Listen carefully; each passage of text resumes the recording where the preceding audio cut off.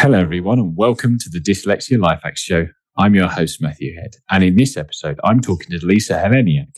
She is the ZOOM Genie and the owner of LMH Virtual Assistants. They provide co-hosting and support services for virtual meetings. Before she set up her own business, she's worked in HR, operations, and as an executive PA. I will put links to Lisa's LinkedIn profile in the show notes, which will be available at dyslexialifehacks.com/podcast. Welcome to the show, Lisa. Hi, thank you for having me on. No worries at all. Where I wanted to kick this off with is that you started your working life, according to your LinkedIn profile, as a team leader at O2. Now, was that something you did as a sort of part-time, just out of school job, or did you do anything beforehand?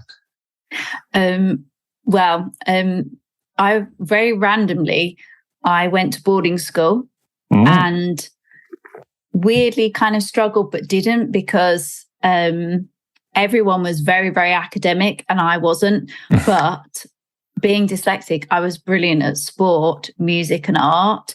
So being in the private sector, because I was so good at those three things, the kind of academic side got brushed aside because when you're at private school, you're so engrossed in everything opposed to, say, the state situation at that time.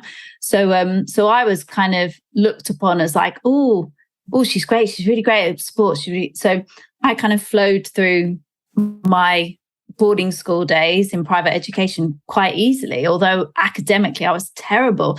All my peers now have got probably 150 grand a year jobs. They're solicitors, they're, whatever you can think of that pays you well. But here we are. And but I was really good at art, and I'd got into Cambridge Art College, and I did that terrible teenager thing, which my daughter's going through now, and just went, I don't want to do that. And I was more interested in getting my car and earning money. And so I went into working in a shop after my parents had paid a lot of money for education.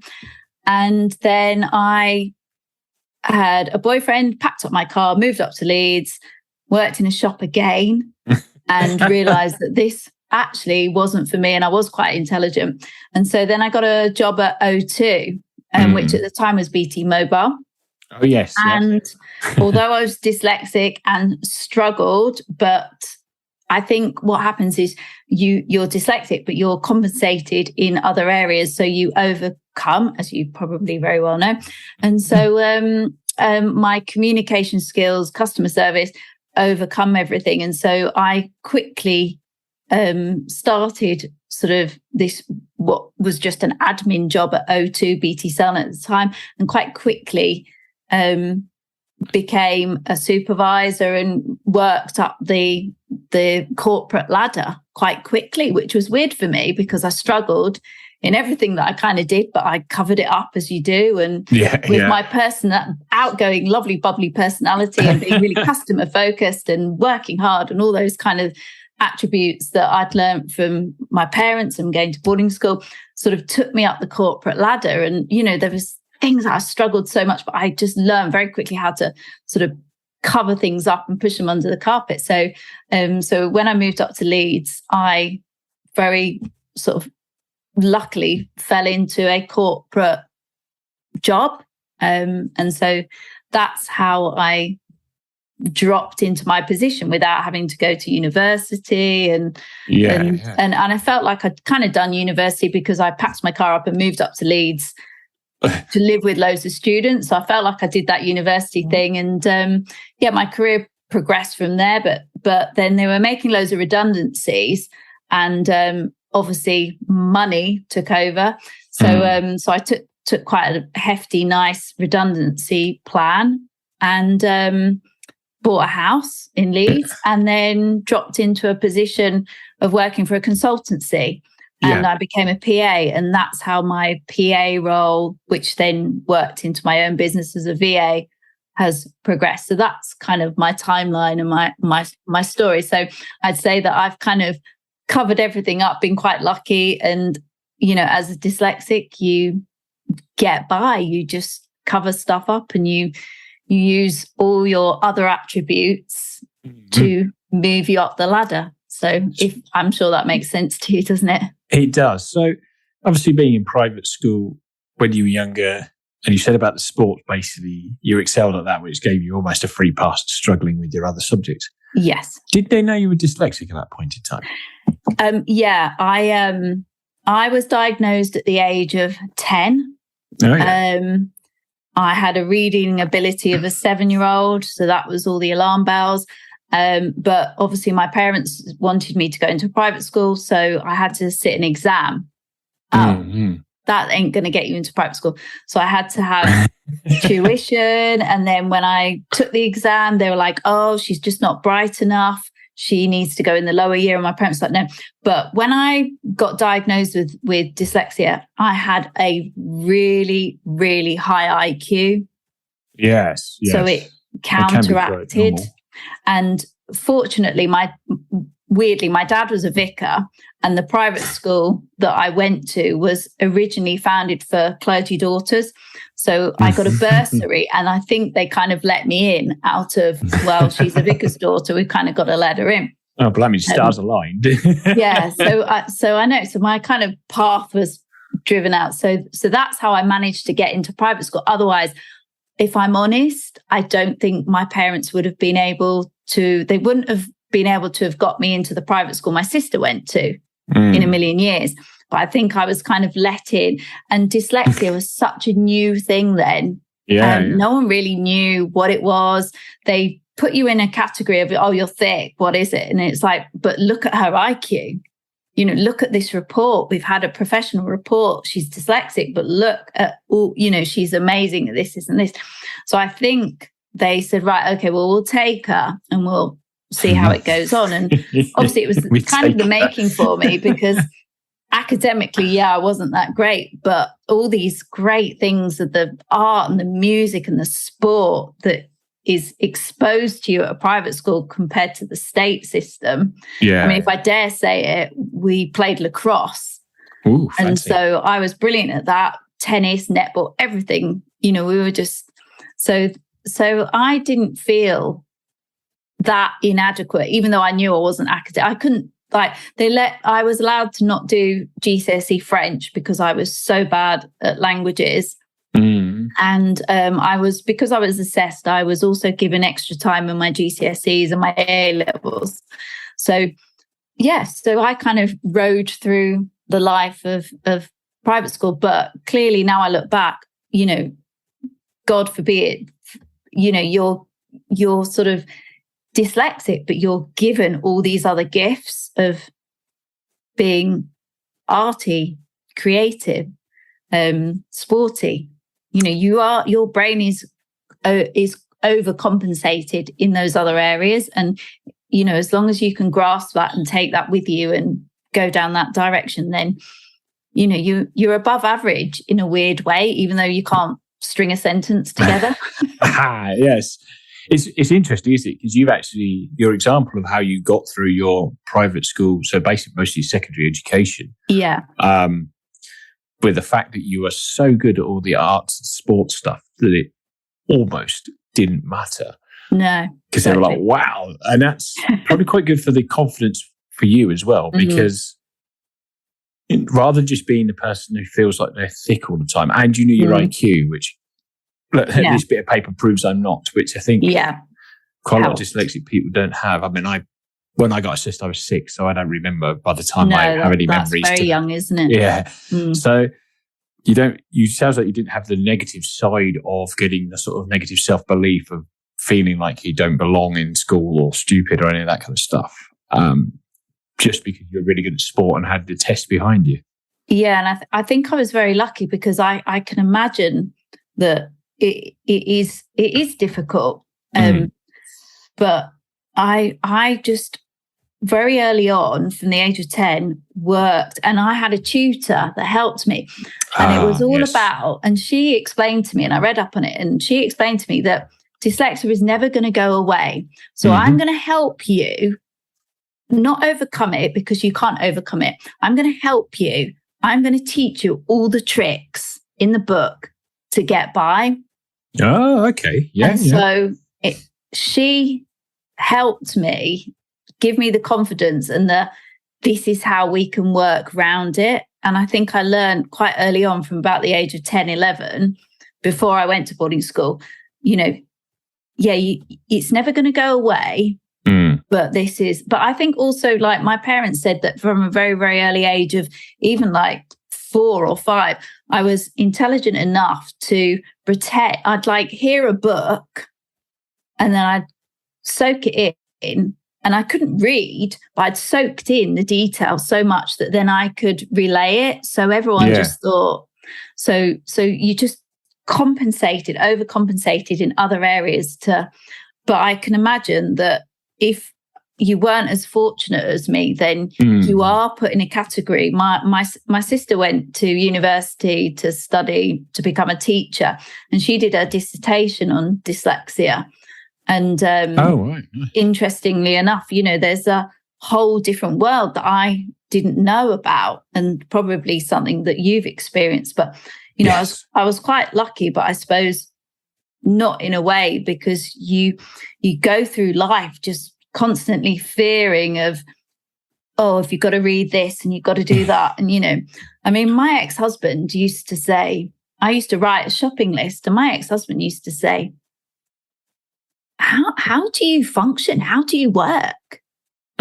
Oh, supportive. It's probably why it's an ex-husband, but that is like how horrific my spelling was, that he used to look at the shopping list on the side going, I don't know how do you function? How do you get through work? But like you probably know, Matt, that you just find all these ways to cover it up. Yeah, I remember going to not Berlin. Where is it in Germany? Anyway, somewhere in Germany, and we got the tube map up, and looking at the map, and I go, "We need to go here.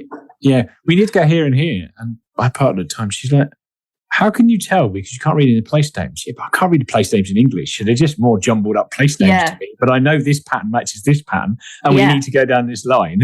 Yeah, so, exactly.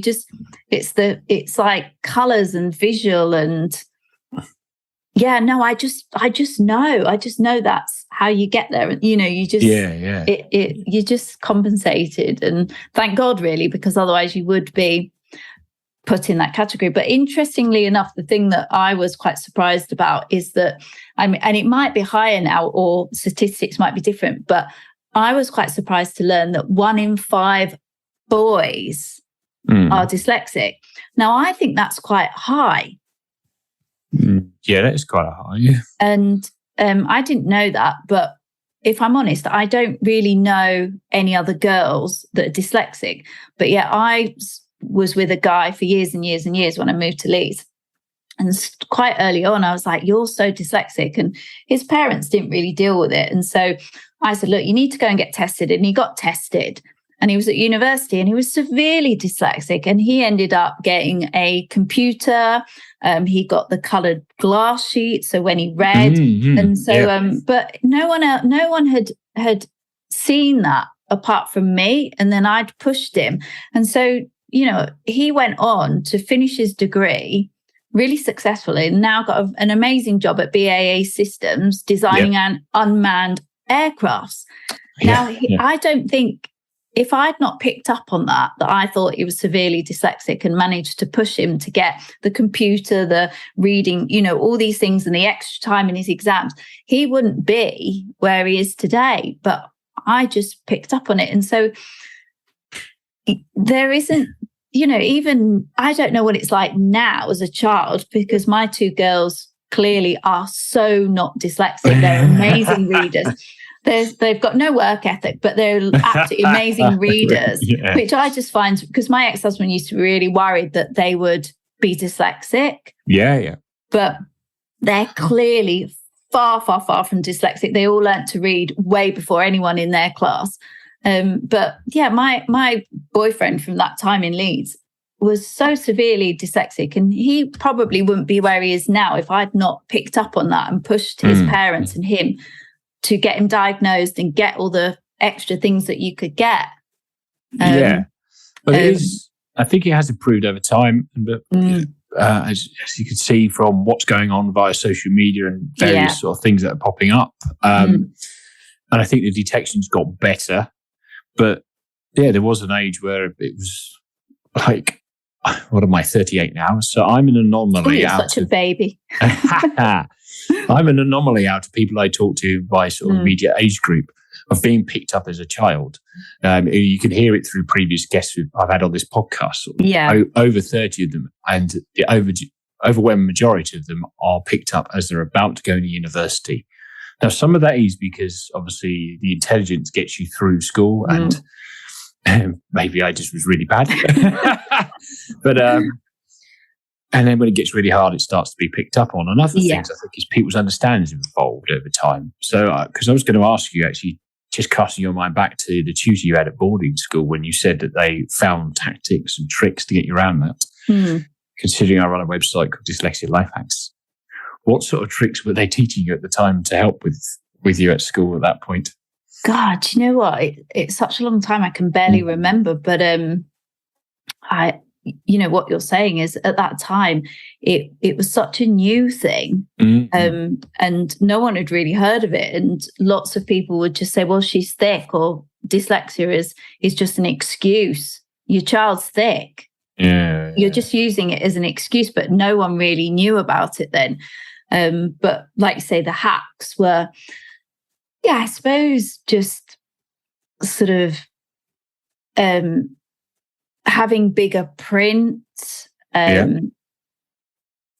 reading stuff, but they say, like, I do it now, you can read over things, 100 things, you won't see the mistakes, but I suppose going back over it, you can't really undo dyslexia, you can't take it away. So the hacks were, I suppose,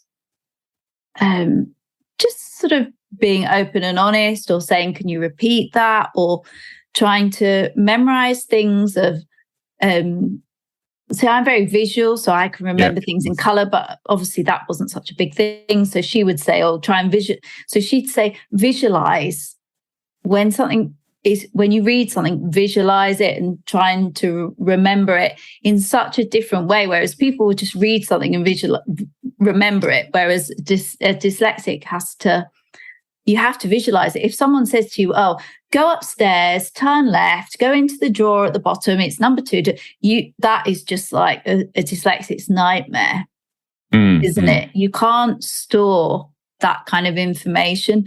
So it's so about visualizing and having prompts. And I think as you get older, you learn to, I don't know whether you have this problem, Matt, but I'm really bad with names. I just can be. can't. Yep. If I meet someone and they say, my name's Tracy, I'm like, 2 seconds later, I can't remember that name. And it's awful. But if I had to describe what color her eyes were, what color her hair were, what earrings she had on, what lipstick she had on, what top she had on, I could reel all that information off. But I couldn't remember or tell you what her name was.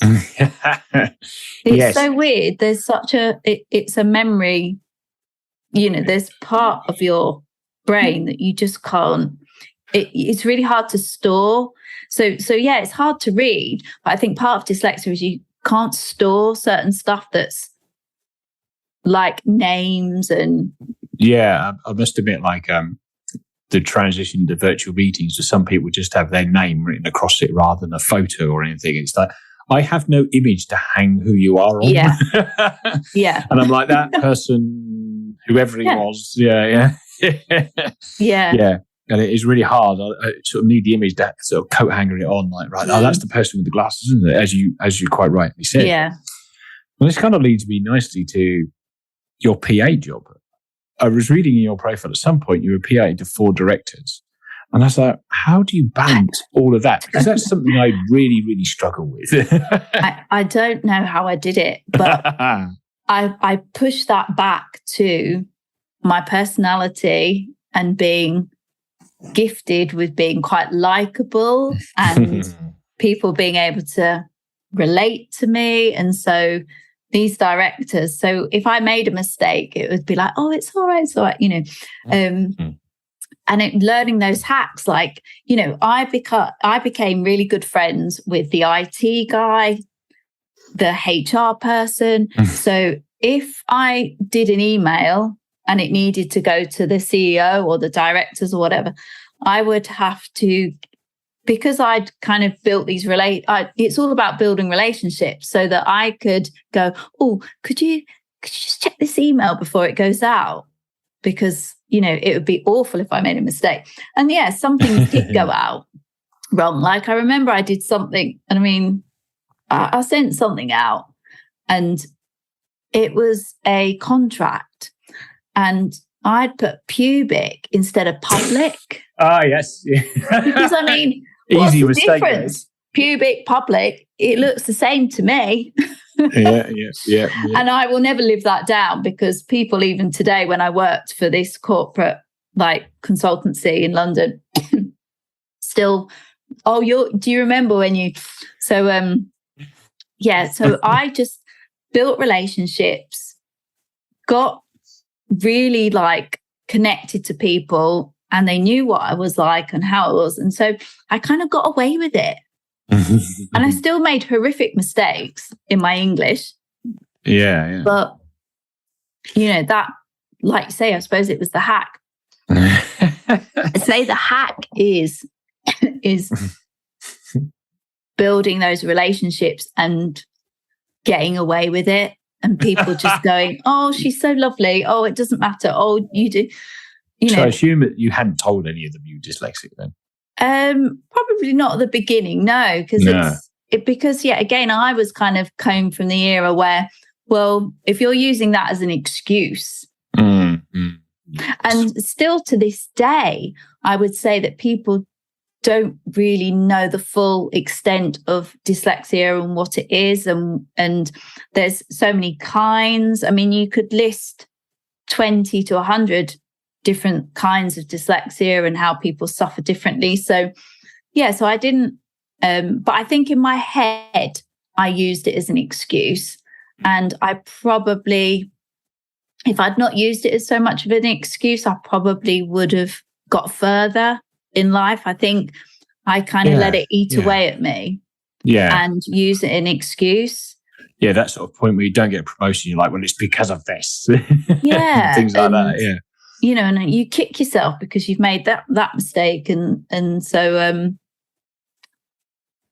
you just adapt. But I think that I am very creative. I'm sporty, and I don't think that I've taken the right path to grow that. I probably should have gone to Cambridge Art College, and I could have been in a different position. I think I've probably, we all take these paths, but and I suppose I do use it as not an excuse, but in the back of my mind, oh, well, if I wasn't dyslexic, I've struggled. I could have, all my friends have been solicitors and went to university. I didn't go to university, but everyone in my peer group at boarding school pretty much went to university, but I just didn't get the grades. Because at A-level, I did art and I did classics, and I just couldn't write the essays. I couldn't sit there and read the books. Now it's brilliant. I can just put an audio book on when I'm cleaning and, in essence, read a book. Whereas I've spent years not reading. I'd love to read, but I've not really read. But now I'm in a whole new world. I'm firing through books because I'm listening to them on a Saturday morning when I do 3 hours worth of cleaning. Because I've not really read, I've not read for years. And I know that sounds really weird, but you probably understand that, Matt. Yeah. But I've never really read because I don't enjoy it, because it's hard. But I read now because I listen. And I would say that technology is an amazing thing for a dyslexic now. And I think I sort of came into it just at the right time. So when I started my job at O2 or BT Cellnet, the computers were just coming in, and then the new iPhone came out whilst I was there. And so technology's really helped me. Whereas I think if I was born, say 5 or 10 years earlier to 1977, I think I would have really struggled in life more. But I think because of technology, it's kind of really helped and pushed me along. Yeah. Does that make sense to you? Have you felt that technology has helped you, like with being able to speak into your phone or your laptop and it just writes it? And yeah, definitely. And I had a bit of a break between finishing college and going to university, and then go to university till my mid-20s. So by that point, technology really caught up. And it was a godsend. I was using software to dictate in the computer. One of my favorite dyslexia weapons, so to speak, is my mobile phone. It's the first hack on the website is using the assistant on your mobile phone to spell things and talk things out to you. And I still do it now. We'll be in the middle of a text message, get to a word I can't spell, and tap the microphone button to say it into the phone and things. And the person next to you is like, "What was that?" No, don't worry, I'm telling the phone. And I think, by the sounds of it, on the beginning of that wave really helps you out, but maybe it didn't at school, and it kind of caught you up as you got into adulthood. Yeah, it did. I think once I started like the proper job, that's what got me through, was like just spell check alone. But then the problem being is like with the pubic and the public, that spell check doesn't know whether you're talking about a pubic hair or a public. So that kind of let me down at the time. But now, I mean, just that ability to be able to speak into your phone and not have to sit there and type, it's just amazing. Technology is, and there's probably loads more stuff out there that we don't even know about that helps the dyslexic. But being old at 45, I've just adapted my life to sort of how it is. So and there is a lot, and I keep discovering new things all the time. One thing I do want to ask you about the PA job is, you would have had to take meeting minutes, would you, in that particular role? So how? Because my brain can't. I'm better at it now, but it took me quite a long time to write and listen at the same time. Do you know what? That is probably, you've reminded me, I've probably blocked it all out, but I would say that was probably the most horrific thing of being a PA and my journey as a PA. Because I would take notes, and then it's that memory thing. And so then an hour later, then the director would say, "Oh, can you just write those notes? Can you just type those notes up and send them through?" And I'd look at my notes and my heart would sink. Yeah. I mean, I'm surprised I didn't lose my job over that, but and that was horrific. But then quite early on, obviously the iPhone kicked in. And so I used to go to meetings and take my iPhone and press the voice thing. Yeah, the voice memo. Yeah. And so then I would sit and I'm no exaggeration, I would then sit for hours typing up, because then you're listening through an hour to a 2-hour meeting and you're trying to type up the notes. And so I would probably spend hours typing up the notes, so it looked like I just spent 30 minutes. And that was really tough. That was the tough part of my job. Yeah. And even if I had to go to a meeting now and do that, I'd still really struggle, because, well, I suppose now you've got Otto and Word and stuff, but there's a transition, but it's only quite recent. So there were a lot of years where it was just torture of having. And so I'd have to then go to someone and say, "Oh, can I just, what was, it was just, and if I'm honest, I don't really know how I survived my PA days. But I think I got by through personality and, everyone loved Lisa kind of thing. And, or people would just not really think much of it and just say, "Oh, you've missed that," or, but yeah, I would say those early days of being a PA were quite horrific, of any meetings and notes. Yeah. But like I say, it wasn't that long into my career when the iPhone hit And then life saved the day. Yeah, life did change, and technology changed my life, literally.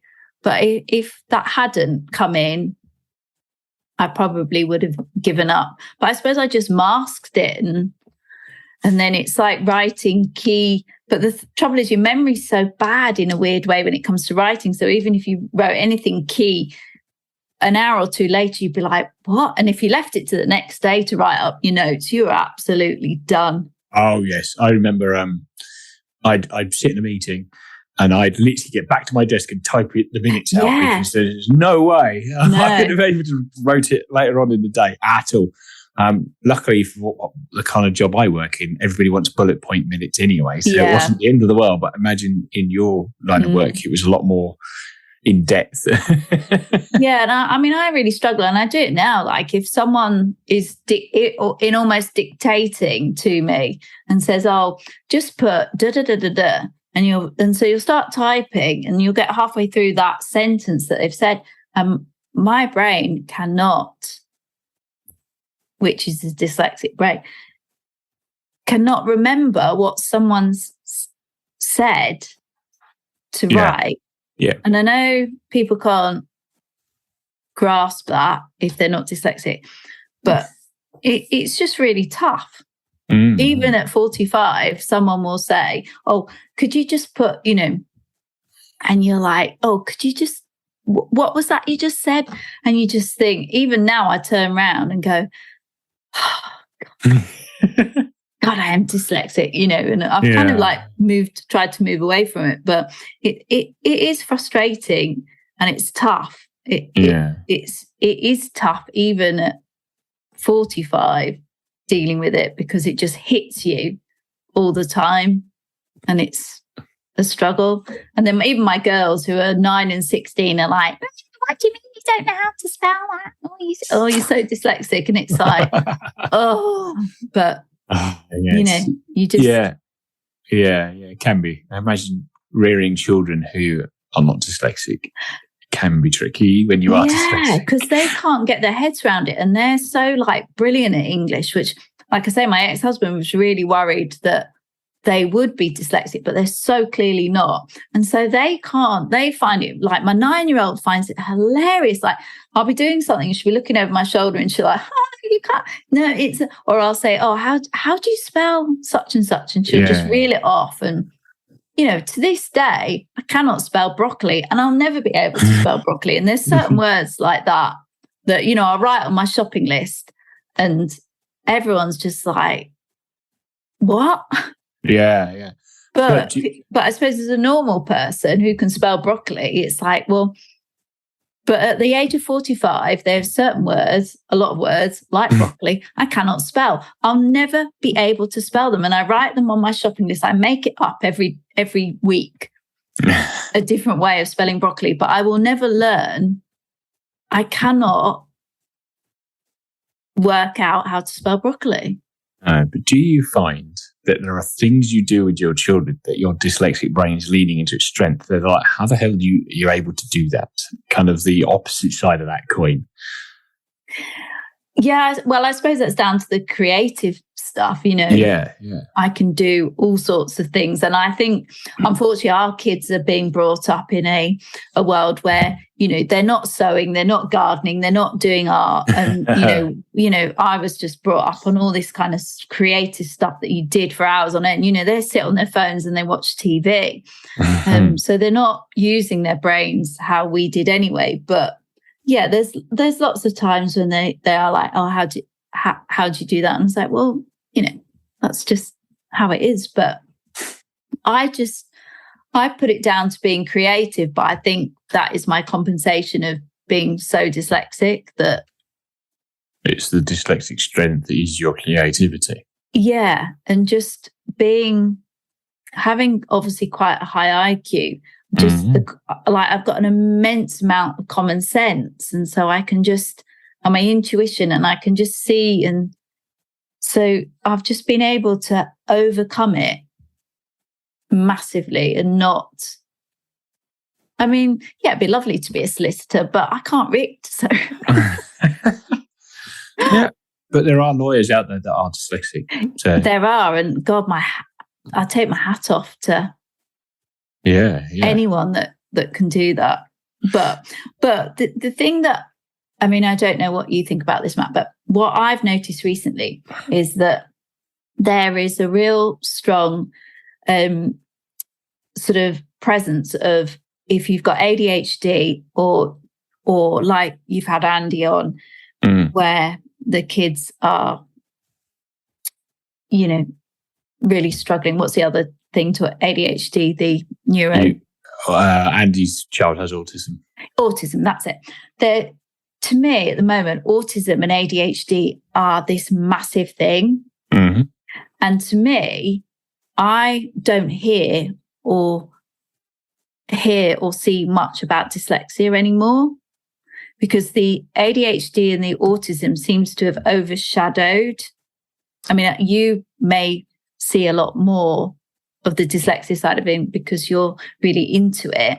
Yeah. So that's quite a lot of my feed is full of dyslexia. But as an outsider, I don't really see that much. There's a massive thing on the autism and the ADHD.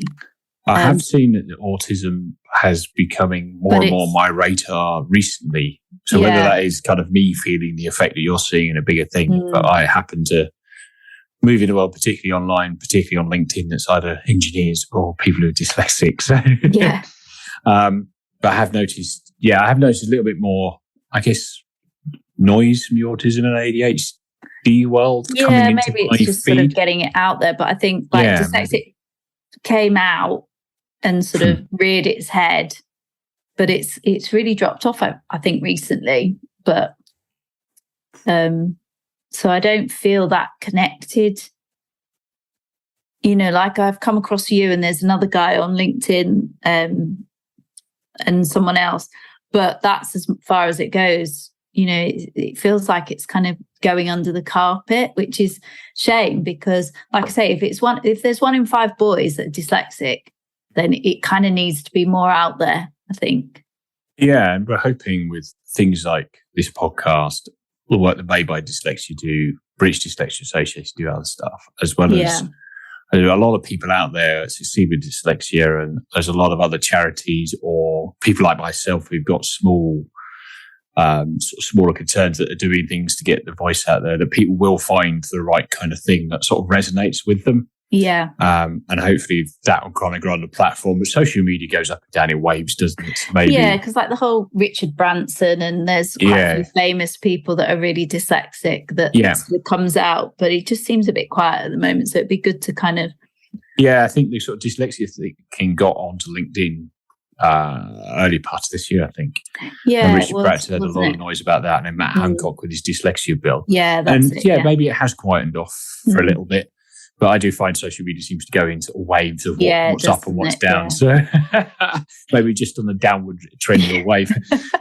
Who knows? I can't say that I'm an expert on the social media machine. Oh, I'm trying. Yes. But that's just, sorry to bang on, but that's another thing that when I first went onto LinkedIn, when I first set up my business, I really struggled to write posts and stuff. And I do now, I should just be able to reel off posts because it's all up there. I do struggle, but I am just accepting that, do you know what? Just write your post. There's some terrible things that go out on LinkedIn that's written really badly.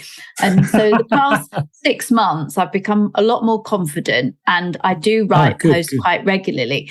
But I really refrained from writing posts because it doesn't come off. Like it doesn't, you probably know this, it's really hard to just reel off a post. Whereas if you're a copywriter like Andy, it's just inbuilt in you to just keep, And so, that's been a real challenge for me, trying to grow my business with LinkedIn.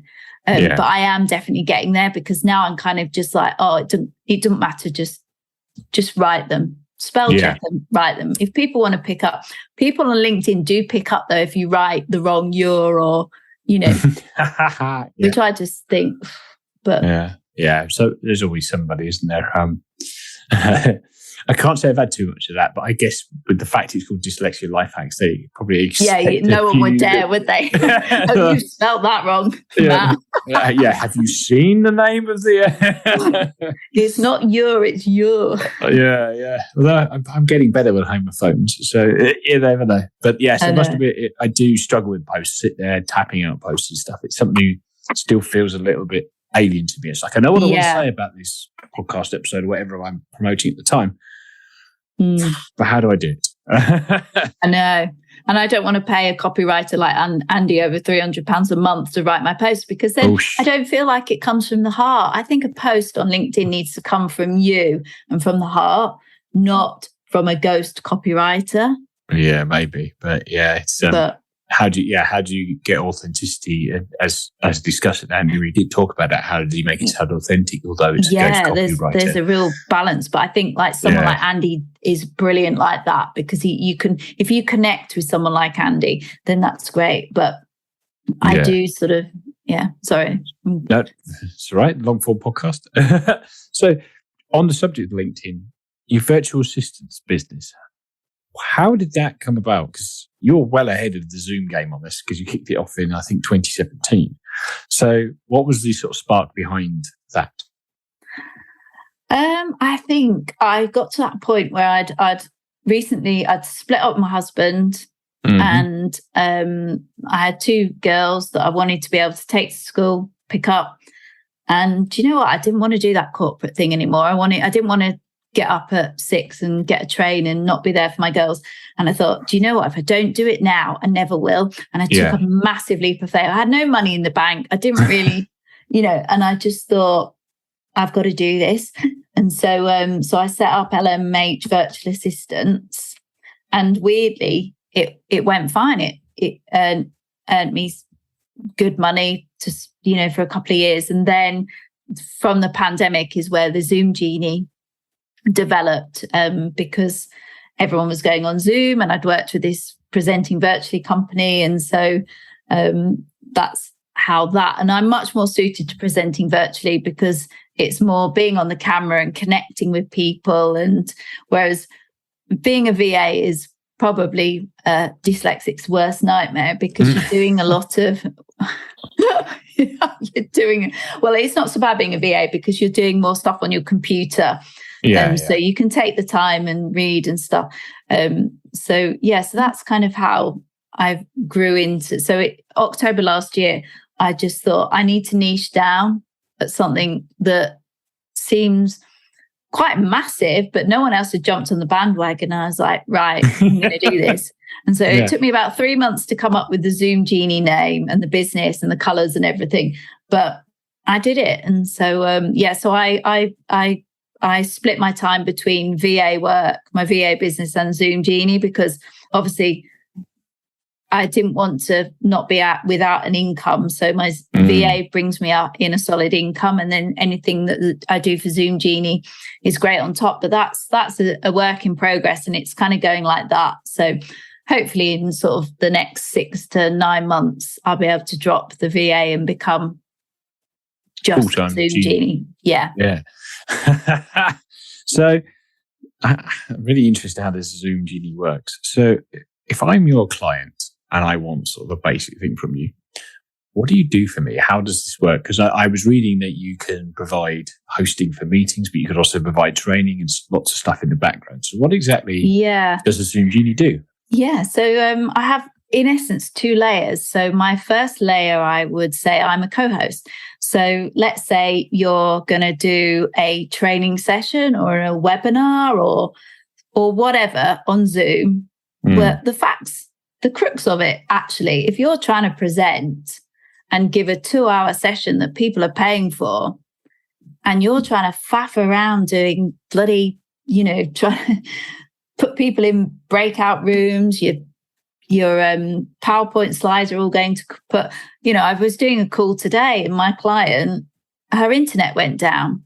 And couldn't, so she had to then go off her mobile phone, but her slides wouldn't work. So straight away I jumped in, presented her slides while she talked. And so, and she can't present at the same time as doing breakout rooms. So I just give that bit of finesse on that help in webinars and training, because I will do your breakout rooms, I'll do your polls. And also I'm that someone to, Zoom can get very boring on a training session. So weirdly, if you've got someone there that's your right-hand lady going, oh, Lisa, what's in the chat? Or Lisa, what do you think? Do you know what? It breaks it up and people become more engaged. It's all about engaging your participants on the call. So that's that layer. However, not everyone knows how to engage and how to make a session that's keeping people engaged and keeping them off their phones. And so I will train someone in how to do their slides, how to engage, how to plan their session so that, people are there with you and engaged, and, you've got them for the 2 hours. So there's two layers really, which a lot of people, you're back to face now. Well, not actually, because people don't want to pay for a trainer to stay in a hotel, drive halfway across the country and have their staff out for 2 days. You can really combine a 2-day training session or a workshop into probably just a couple of two lots of out sort of chunks on Zoom. So people are gravitating towards that. They're saving money. You're not pulling people out. And so it's just, there's all these elements, and Zoom is a really changing platform. So I do lots of events now. So Zoom has got an events platform. So if you want to put on some swanky event and you've got speakers and stuff. So I'm sort of going down that road with people now. So yeah, there's loads. And it's like, how do you present yourself? Turning up and having a crap camera, rubbish microphone, and all we can see is your nostrils. It's not professional. And, you've got to look at the camera, and, there's all these sort of tricks and tips that I can give you or train you or help you in how to present virtually. So that's the Zoom Genie. And I love that. And that's me. And it's because I can be, I'm not writing, I'm not having to read or write. And so it's so much better for me. And so I'm really hoping that in time, this Zoom Genie will take off and I can just make that my main business. Yes, because I imagine it uses all your creativity, the cultivated, friendly personality that got you through the sort of hard times of being a PA, and all of the art stuff that you've linked back to from school. It's all kind of, you've managed to find a business model that I do feel like I kind of found my niche in essence. Yeah. So how are you planning to grow it? You've got sort of a direction you would want to go on. Is it going to be the Zooms plus Teams Genie, or? I know. I mean, I know someone said, oh, you've kind of limited yourself to, but I know a lot of like WebEx, all sorts of I work with Teams, WebEx, all those platforms. But I think the Zoom Genie is just so unique and so out there, because I go on like networking or all sorts, and people are like, oh, it's the Zoom Genie. And so to me, the Zoom Genie is a branding thing. And yes. Whether it's on Teams or WebEx or whatever, I'm still that, oh, it's the Zoom Genie. And because there's no one else doing it, I've kind of got the upper hand. And so, I just want to sort of get myself more out there, do more co-hosting, I'd like to do more training. I'm just in the midst of doing an online course so that I can make money while I sleep, as they say. So I'm doing that. And there's a massive thing on hybrid working at the moment. So a lot of people are working from home and in the office. And so teaching people how to make good meetings to combine that hybrid stuff. So I want to grow the business. I want to make it, I want to do loads more work and do loads more training and charge loads more money. That sounds terrible, doesn't it? But everyone says, oh, you don't charge enough. So, that's the sign off it. Yeah. And do more events. Like I say, I'm sort of landing events, sort of 2-day events. And so I've got lots of stuff in the pipeline. So yeah, things are really taking off. I don't know whether I could maybe in the future take someone else on. But yeah, I definitely want to grow it so that I can ditch my VA stuff. Definitely. Because you're exchanging time for money, whereas the Zoom Genie, you're more blocked. It's blocked time and blocked money. Yes, that makes sense. And whereas VA, you're kind of timing your stuff. And yeah, I'm kind of past that now, but you know. And it's a good idea, isn't it? Like, as you mentioned before, like people do just want somebody to do that kind of background work. So if you're a trainer and trainer is your business, but you just want somebody to drop in to tidy all that up in the background while you carry on do what you need to do, or a major webinar. But I've joined webinars where even when they've got IT people in, that something goes wrong and the host is trying to fix it and present at the same time, and awful. it's just, it doesn't flow. And then, you know, it's hard when you sat behind a desk with your phone to one side, and you can minimize Zoom and carry on in Google Chrome or whatever. It's really hard to keep people engaged versus us all sat in a room where all we can do is listen to the presenter. Yeah. Yeah. So it's just teaching people how to engage their audience and make a really great session. You know, there's so much you can do and through the process of an hour, but people tend to just talk at the camera or not at the camera. And, you know, that's a pet peeve of yours. Yeah. So, yeah, there's keep a spot in the camera. Yeah. Yeah. And you know what, you know, if you don't show up to your meetings in a hoodie and the washing in the background as well, that'd be useful, wouldn't it? That's not good either, but no. So there's just so much, and Zoom is such an amazing platform. It's a great company, and it's just developing like week in, week out. It's just, you know, they're a massive company, and there's just so much to learn. I just don't know. I've only scratched the surface, but a lot of people will, you know, I'm doing a workshop, and they'll just sit and talk at the camera for an hour, and people aren't interested in that. You know, if people are paying for something, but then I do a lot of calls where people pay for me to sit there, and I'll be like, well, I've not really done anything. And they'll go, no, just the fact that I had someone there in case the internet went down or I just couldn't do something. So people pay for me just for security, because I think it does feel a bit daunting when you're sat there on your own and you've got to present to 100 or 20 people, you know, and suddenly say if your internet did go down or goes, at least I can pick it up. And, you know, and you if you're trying to do the best presentation ever and people are paying for this presentation, and then you're trying to let people in the room and then breakout rooms, that's not professional. Hire me.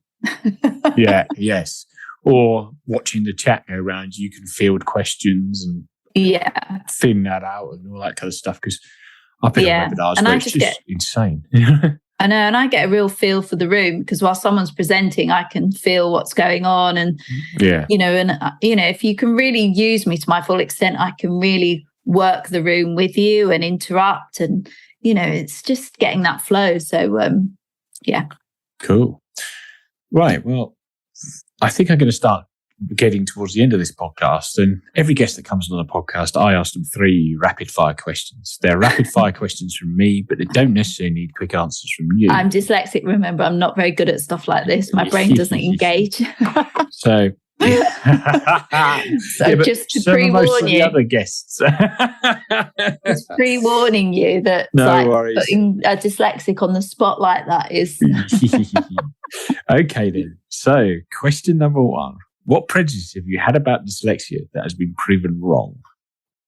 I don't know if I have. I suppose when I was younger, you were put in the category of being thick. Clearly, I'm not thick. Just can't spell or read. Does that make sense? Yeah, it does. It does indeed. Yeah, that is quite a popular answer to that question. Oh, is it? Thick. Sorry. Boring. Number 2. Okay. Number 2 is a bit more of an interesting question. Okay. Actually. If an alien come down and asked you what dyslexia was, how would you describe it to them? I can't read and I can't spell. That is the crux of it. Yeah. No, I mean, but I suppose if an alien doesn't know how to read or spell, then that's just a whole new level, isn't it? Yeah, I can't spell. What's that? But I do have these other talents. Have you seen this creativity thing? I like that. Yes, exactly. Okay, and final question of the podcast. Seeing as this is the Dyslexia Life Hacks Show, what is your favourite dyslexia life hack? My daughters. Daisy, Maisie, how'd you spell that? They substituted for your iPhone, right? Yeah. Otherwise, it is my iPhone and spell check and Otto. I can't think of anything else. Oh, that's cool. Okay, before we sign off, is there anything else you'd like to add, and where can people find you? Obviously on LinkedIn, the ZOOM Genie, Lisa Heleniak. So yeah, it'd be great to connect, but just believe in yourself and don't do what I did and make it feel like it's a barrier to growing and developing. Just believe in yourself and go out there and hide it and get on with it, and you will go far. Yeah. Well, I want to take the time to thank you for coming on the podcast. And I want to thank everybody else for taking the time to listen. And I will see you guys in the next episode. Goodbye for now.